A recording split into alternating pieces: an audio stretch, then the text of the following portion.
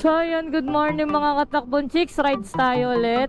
So bago ang lahat, gusto ko nga palang shoutout yung mga sponsor natin: Shipa Philippines, Speed Metal, Imprint Custom, Immortal Motobag at ang Somjin Philippines. Yan. So rides tayo ngayon sa Ternate, Cavite. Tara, magdadagat tayo. Hindi tayo sumabay nung Holy Week kasi nga alam naman nating crowded yung mga resort, pati yung dagat na yan. So mas pinili na lang natin yung double pay, tapos nag-ano na lang tayo, nagtawag dito, bisita iglesia na lang, 'di ba? Ngayon tayo babawi. Ngayon medyo maluwag na sa daan, tulad ng nakikita nyo. Oh. Pwede na ulit. So today is Tuesday, rides day tayo, day off natin. Syempre gagawin natin makabuluhan yung day off natin. Day tour lang tayo kasi kinabukasan may pasok tayo. O di ba ang bangis natin. Alam mo yung magdadagat. Pero day tour lang. Wala lang, may raos lang natin yung day off natin ng masaya. Masyado na kasing nakakapagod sa work. Kailangan natin ng vitamin C, as in CSEA. So yun, isang oras lang naman to, mabilis lang tayo kasi uuwi din tayo ng hapon. Bali, i-enjoy lang natin ang araw ngayon. So hindi tayo nagmamadali kasi tulad ng sinasabi ko, hawak natin yung oras natin. So yun lang, ride safe. From Imus, nasa Tansa na tayo. Kalalagpas lang natin ang SM Tansa. Napansin ko lang sa daan dito, malawak. Well, first time kong nag-Cavite kasi Cavite rides, first time ko to. So, kaya ganito yung reaction ko. So, bago ka makarating dito sa Tansa, ang lawak. Malawak talaga yung dadaanan, parang 5 lanes eh. Tapos, wala pa masyadong yung mga linya-linya. Kaya ingat kayo pag pupunta kayo dito. Lawak. Kaya pala maraming mga bahay na pinagagawa dito kasi marami pang mga lupain dito. Tulad ko, pero ako kumuha ko ng bahay dito sa bungad lang eh. Kasi dinepende ko pa rin yung layo sa trabaho ko. Kaya habang bata pa kayo mga katakbon chicks, mag-invest din kayo sa bahay. Iba yung pakiramdam pag may sarili kang bahay. Grabe, ang ganda dito mga katakbon chicks. Oh. Hindi ko akalain na ganito pala yung tsura ng Cavite. Mga bandang dulo na yata ito kasi Tansan, makalagpas na ako eh. May mga palayan din pala dito. Tapos sa dulo doon mga pundok-pundok din. Mamaya alamin natin kung nasang part na tayo ng Cavite. Pero ngayon 23 minutes lang, nasa Ternate na tayo. Maragondon nga, Maragondon, Cavite. Ay na, pa Ternate na tayo. Ternate na Sugbo. So pa Batangas. Oh grabe oh, probinsyang probinsya yung style.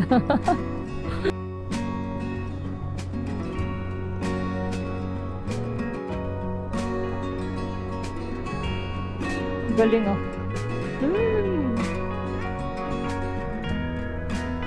Ternate, Cavite.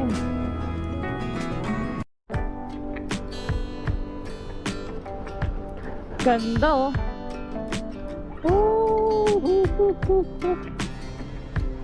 Grabe.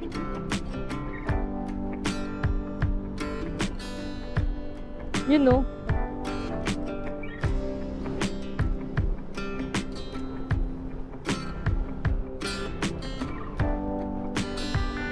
Lawak pala dito eh.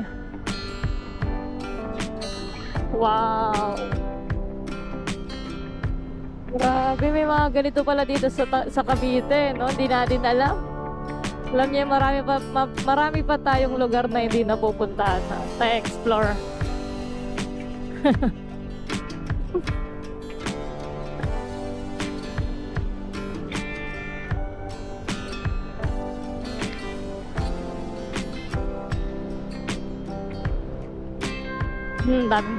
Dami na namang nakapaskil na poster. Malapit na kasi ang botohan. Oops. Ano to? Sigsag pa. Hala. Talaga ba? May ganito rin dito? Baka ito yung sinasabi nila na ano, na, ay hindi sigsag. Kasi sabi nila meron daw Marilaki ng Batangas o ng Cavite. Ewan ko, hindi ako sigurado Pero aalamin natin yan. Konting rides pa. Malalaman din natin kung saan yung mga sinasabi nila. Medyo tirik medyo matarik pala. Sige. Pag sa mga matarik na daan mga katakbo chicks, medyo nahihirapan ako. Alam niyo kung bakit, kasi mabigat yung motor ko. Then idagdag mo pa yung yung gamit ko, bigat din. Kaya minsan yung andar ko papanik hindi normal na. Makakapanik pa rin pero hindi na ganun kabilis. Overlooking Higit naman nun.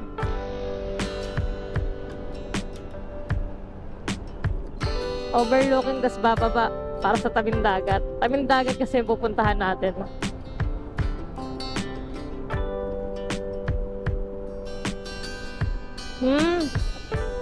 May mga coffee shop din dito. Coffee, chocolate, diba? Terol.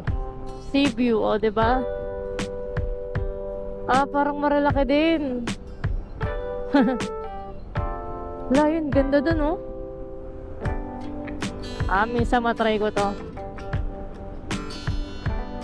Not sure kung hindi, hawig pala ng Bulacan na napuntahan ko. Hawig lang, pero 100% sure ako hindi pa ako nakakapunta dito.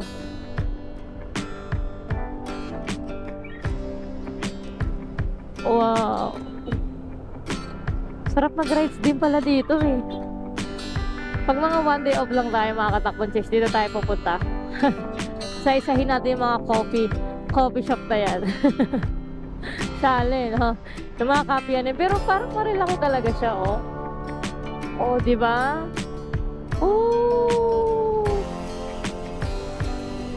Grabe. Galing.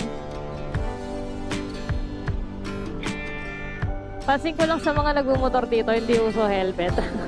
May viewpoint pa. Mga katakbong chicks, sa mga gustong maiba naman pero gusto pa rin ng Marilaki, itsurang Marilaki pero maibang lugar, dito kayo sa Cavite. Cavite, Ternate. Kita nyo. Siguro ito yung sinasabi nila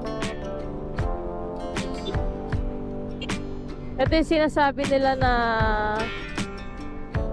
Marilaki ng I'm not sure, but Batangas pa. Sabi kasi sa akin Batangas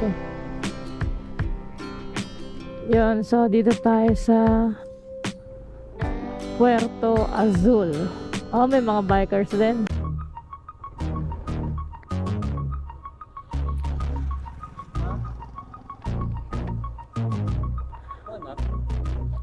Saan ba tayo? Sama na po ka doon. Okay na? Ingay! Ayun. Ang ingay ng motor ko. Ano yun?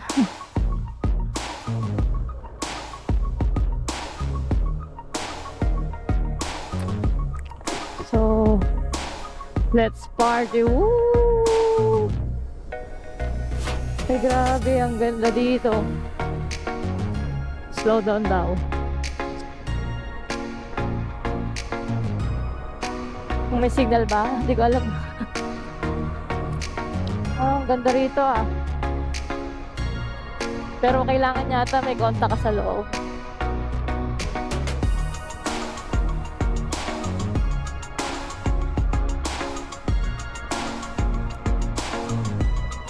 Wow!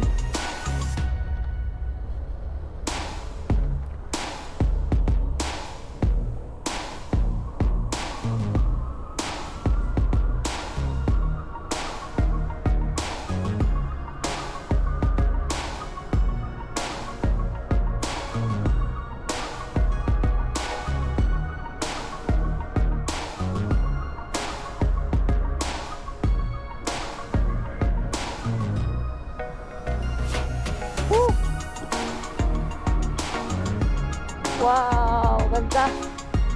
Overlooking. Sabihin pababa tayo. Grabe. Tingnan mo, lumalagpas na ako sa linya mga katakbontik. Kasi pababa yung pressure nasa Manabela. Masyado tayong mabilis. 4 minutes na lang. Natabing dagat tayo, kaya sigurado ako pababa na to. Ocean Villas.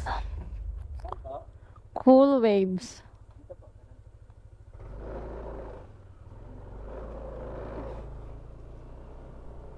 Yo. Cool waves. Oh, ang ganda oh. Grabe yung dagat talaga. Wow, ang ganda doon. Para may lilim.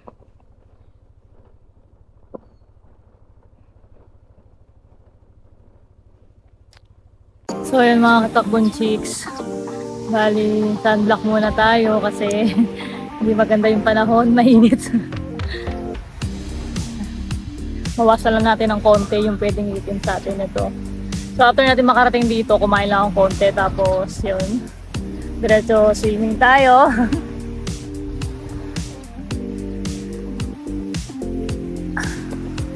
Diretso swimming tayo. Then ano pa ba? Mamaya tayo mag-drone kasi sobrang liwanag dito. Pero ngayon makulimlim na.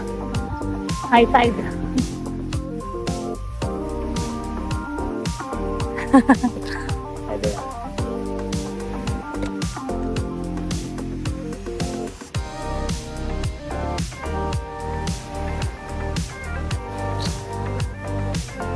And so after nito, langoy na tayo. Then drone tayo. Tapos mamaya ikot ko kayo sa kung anong meron nito.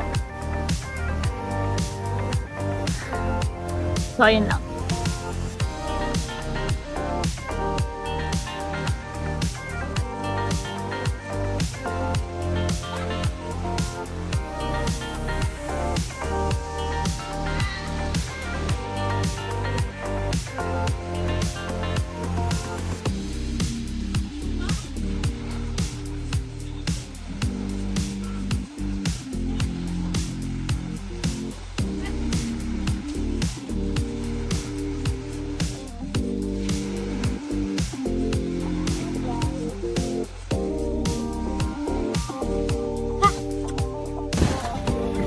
So yun mga katakbong chicks, ang init dito.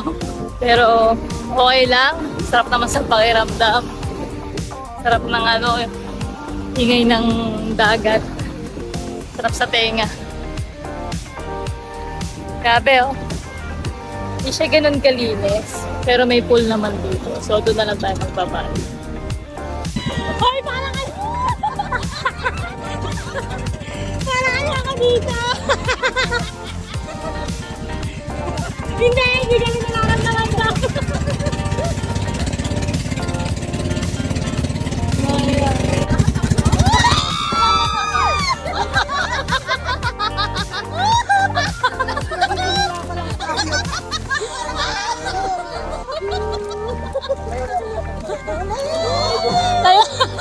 Kaya tagumana. Wala!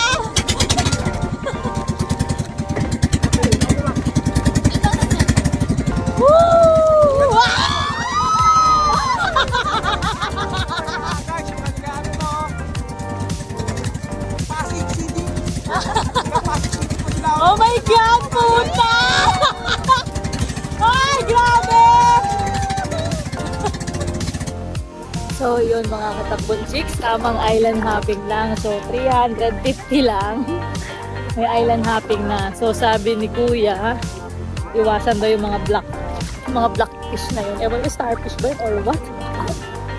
Kalimutan ko na, basta sabi iwasan. Kasi mga pagkabanggang lalabas yung poison niya. Mangangati ka. Kakalat sa tubig.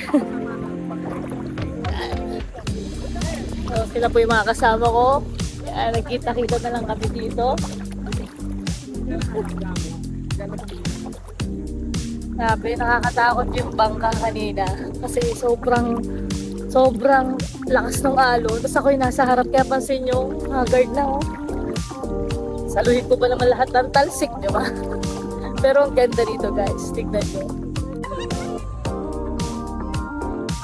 Diba? Sobrang ganda dito mga takbong chicks. Tayo. Diba?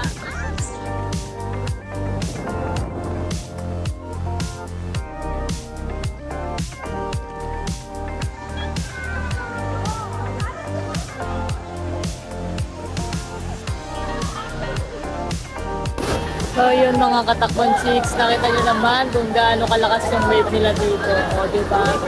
So dahil dyan, lulusong na rin tayo.